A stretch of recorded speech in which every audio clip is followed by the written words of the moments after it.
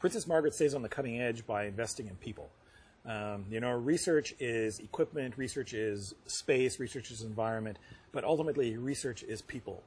Cancer is a very diverse disease, and so to be able to have access to a large number of patients, because you have a facility where they see patients from really all over Ontario, all over Canada, and from around the world, you actually have the access to the wide array of tumor types.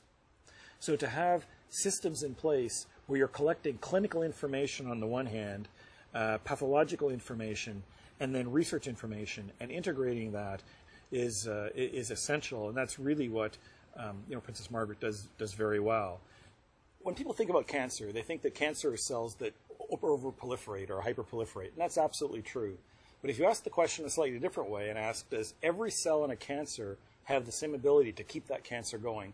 It turns out that that's not the case, that actually only rare cells in a cancer actually have the ability to keep the cancer going in the long term.